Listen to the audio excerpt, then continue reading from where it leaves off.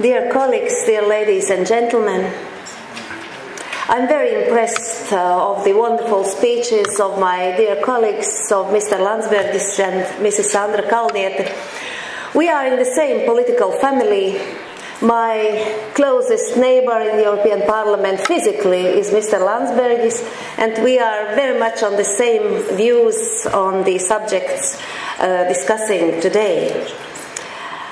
The great German philosopher Hegel has said that without memory of the past, there is no history. And it's obvious that without memory of the past, there is also no future. If we forget the errors and crimes of yesterday, we are prone to repeat them tomorrow.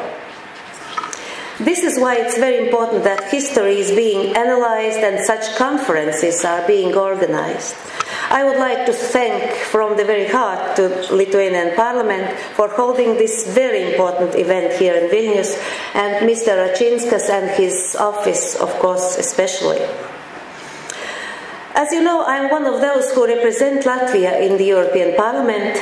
My country, just like Lithuania, was cut off from the rest of Europe by the Iron Curtain.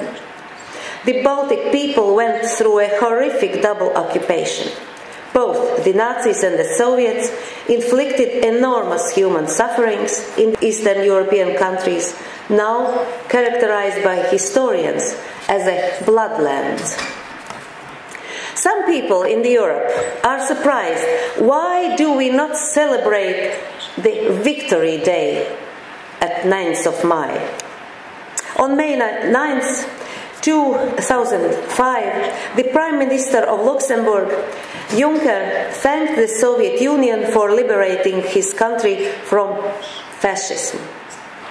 But he forgot that this same date, this 9th of May, was beginning of second terrible occupation, Soviet occupation. Not less cruel and barbaric as the one before. The post-war Soviet rule not only destroyed our independence, it seized the development of our countries by forcibly changing their demographics and cutting them off from the world from half a century. The Soviet occupation has left very deep scars in Latvia. We have established a special body to analyze the consequences of a communist rule, the Research Society of the Occupation of Latvia. I'm honored to chair the council of this organization, which brings together historians, scientists, lawyers, economists, and academics. Our objective is to research the totalitarian regime and to work forwards, fostering the rights of those people who had suffered under the foreign occupation. The society analyzes the losses which our country had suffered,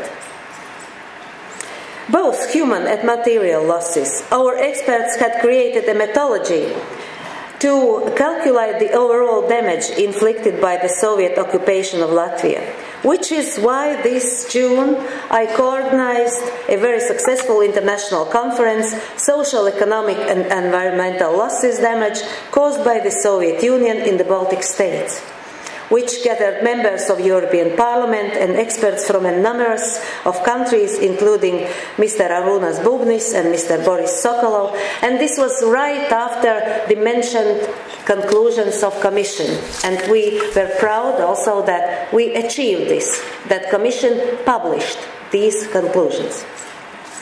Of course, assessing damages inflicted by the totalitarian occupation is a difficult, nearly impossible task. Every human being is priceless. No methodology in the world can calculate the value of a newborn life lost somewhere in the wastelands of Siberia. For the global statistics, it might be hardly noticeable. But for the mother, it's everything. Human suffering and human losses are the most tragic consequence of the totalitarian rule in Latvia. At the beginning of the 20th century, Latvia's population exceeded that of Norway. Today, it is twice as small. Deportations and persecutions put the very survival of our nation at risk. The Soviet system also attempted to change the mindset of its citizens. For 50 years, people were forced to think one, but to think and do other thing. It was a schizophrenic system, very much resembling that of Orwell's Animal Farm. The Soviet occupation has also had a dramatic effect on the economy. Latvia was literally erased from the world economic map. During the Soviet occupation, all Latvian export routes, all business connections established during the short years of independence were abolished. For 50 years, Latvia was turned into a colony, which served the economic needs of the metropole, the Kremlin. Hence, a decline in economic indicators followed. In 1975, our GDP by purchasing power parity had declined to 45 of the Finnish indicator. It is a myth that the Soviet Union made huge investments into Latvia's economy. Our researchers had studied this subject through and concluded that the Soviet investments in Latvia were proportionally even smaller than in the other republics of the Soviet Union. Latvia was used as a colony. It's a most appropriate way to characterize the economic reality of the Soviet occupation. So the most dramatic and long-running consequence of the Soviet rule in Latvia are the colonization and the Russification. Let me remind you that in 1983, the European Parliament adopted a resolution in which it suggested to submit the issue of the Baltic states to the Decolonization Subcommittee in the United Nations. Later today, Dr. Klombis will present a report about the Russification of Lithuania. I must say that also Estonia, and especially Latvia, was particularly hard hit by the Soviet program of ethnic engineering. The consequences of it are felt even today.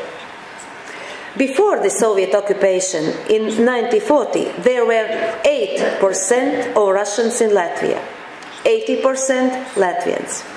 By the end of the occupation in 1989, their share, Russian share, had skyrocketed to nearly 50%, including the Russified minorities, also called Russian speakers. In 1991, majority of them voted against Latvia's independence in a referendum. Latvia does not have and had never the problem with national minorities. We are, however, challenged by the demographic and hence political consequences of the Soviet occupation. Right now, as I speak, in Latvia signatures are being collected to call for a change of the constitution, introducing Russian as a second official language. About 100,000 new citizens had already signed this demand. It's more than clear, if it will be accepted, the Russian as an official language will seriously undermine the positions of Latvian language and put the very existence of Latvia as a European nation-state in question. These worrying developments are a direct result of the Soviet occupation and of the fact that its consequences had not been properly addressed. What we also observe today is the increased activity on the part of Russia, which tries to manipulate its compatriots in Latvia. They worsen the situation and place unnecessary obstacles to a successful integration process. Nevertheless, I'm hopeful because there are a number of Russians, Poles, Ukrainians and representatives of other minorities who consider Latvia their home, who speak Latvian and who cherish our culture and traditions. The European Parliament has called on Russia to recognize the occupation of the Baltic countries by the Soviet Union. Up to now, this call has not been answered. On the contrary, we see the opposite signs: glorification of the Soviet past and justification of the Soviet crimes. Unfortunately, many people in Russia still believe that the Baltic states belong to Russia and that their independence is just temporary. Let us not forget that 72 years ago, on this very day, the 28th of November, the Soviet government denounced the non-aggression treaty with Finland and moved in to occupy the country by force. The Soviet Union is gone, but the imperialistic leanings are still there. The recent Georgian war is a living example of that. Given the realities we face today, it is of utmost importance that Europe stands united, not only as an economic bloc, but also as a cultural and historic entity. We share the common European values of freedom, democracy. We share the common European identity. Yes, our continent has been divided by the Iron Curtain for half a century. The Western and Eastern Europe have had different historical experience. But today we are one. If Europe wants to stay united, it must work towards creating a united historical memory of its citizens. All its citizens, both in the West and East of the continent. I have been a member of European Parliament since 2004. I have put my effort in building a common understanding of the European history and recognition of the equally criminal character of both Nazi and Soviet totalitarian regimes. And today we see a number of very positive outcomes of this work mentioned by my colleague. A good example is this decision of the European Parliament to proclaim a European Day of Remembrance for victims of Stalinism and Nazism on August 23. And as Sandra mentioned, if only 5 countries had mentioned this fact in their national legislation, it's still a European Day. And we can't erase this from the map again. In 2008, I persuaded the European Parliament to support the creation of the documentary The Soviet Story. Since its premiere in Brussels, the film has had a massive resonance the world over. It has been translated into 30 languages and shown by television from Asia to North America. In Russia, it generated a hysteria which resulted in the pro-Kremlin youth burning the effigy of the film's director outside the Latvian embassy. And I'm very happy and honored that today the film director, Mr. Edvins Šnore, is today with us. And I can't say even more. He's done a great job, and I'm convinced that you will have an opportunity to talk to him and say good words about this film. Because according to The Economist magazine, The Soviet Story was the most powerful antidote yet to the sanitation of the past. The film is a breakthrough in the field of European history documentaries, which contributes to the change of the current mindset of Europeans regarding history. And I'm very delighted that this evening it will be shown in the national television of Lithuania for the 3rd time. The legacy of communism is painful. It's a tragic page for every nation, which was subjected by the communist experiment. But up to now, the Soviet crimes had escaped legal persecution by an international body. The Nazis have had their Nuremberg. The communists haven't. We needed this Nuremberg II, Nuremberg II. We need international legal framework for it.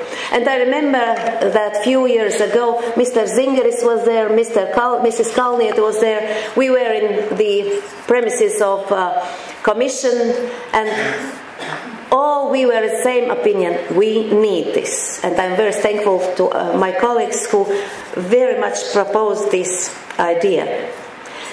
Earlier this year, a platform of the European Memory and Conscience was established, as you heard already, in Prague by institutions from 8 European countries. And I was honored to sign this founding document on the part of Latvian Occupation Research Society. And this is a real network, is a real possibility of cooperation.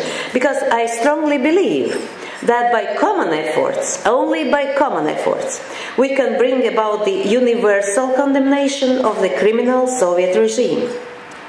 In memory of all those killed and all those never born, I have no doubt in my mind that one day the truth and justice will come and will prevail.